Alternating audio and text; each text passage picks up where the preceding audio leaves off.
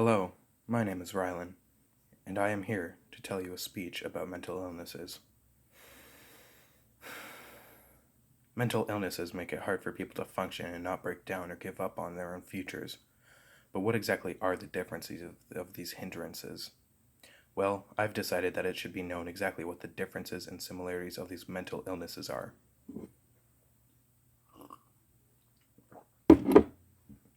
A very well-known mental illness is depression. There's been a lot of joking and unserious talk about it, but there are still many people who suffer serious symptoms. They lose motivation, start getting irritable, and usually don't engage in activities. These are very common signs of depression. There's been a large increase in depression in the more recent years, and there's been people believing that it's all anxiety. Anxiety is yet another mental illness, but instead makes you more restless. There's a feeling of unknown pressure that can remind you of everything you're doing incorrectly, or the inability to sleep, feeling as though you should introvert yourself, etc. Anxiety is a leading cause for most stress, alongside with the pressure from peers or mentors. And nearly one half of those diagnosed with an anxiety disorder are also diagnosed with depression. It's kind of like a package deal. Not a good one, but it's there anyways. But there are still mental illnesses that can't be treated. A very common example of this is autism, which also affects the behavior and thoughts of a person. They are not always a hindrance because there have been cases of kids memorizing pieces of text at a very, very young age, such as 2 or 3. Sometimes the young students on the autism spectrum avoid eye contact and prefer to be alone, which can be confused for anxiety. There's also a lot of repetitive movements and unusually intense reactions towards smells, tastes, feelings, sounds, or sights. These intense reactions could be confused for some PTSD symptoms, so there's really a fine line for diagnosing a mental illness.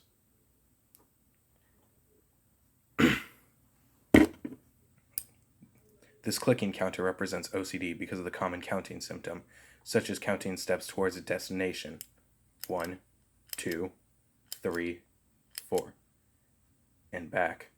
5, 6, 7, 8.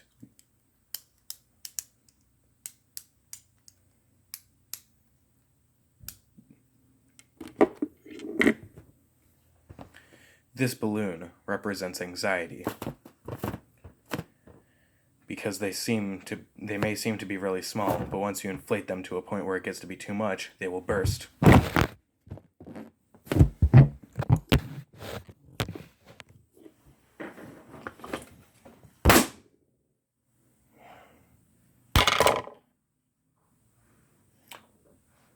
Or interactions may also cause them to burst, like that, and usually scare the nearby people when they do burst. I'm not saying that all balloons burst, but if you aren't careful enough, they just might.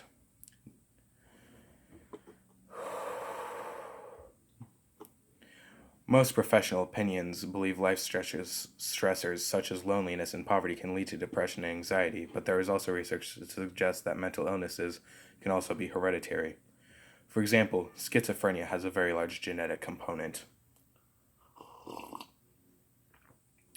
The media also portrays mental illnesses a lot. Bands such as Linkin Park or 21 Pilots usually have lyrics that portray a mental illness. One good example is 21 Pilots' "I Love Flightless Bird." An excerpt of the lyrics. "We pick songs to sing, remind us of things that nobody cares about. And honestly, we're probably more suicidal than ever now.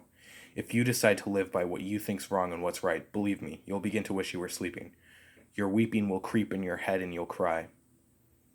Now, in conclusion, there are roughly 1.86 billion people in the world with mental illnesses.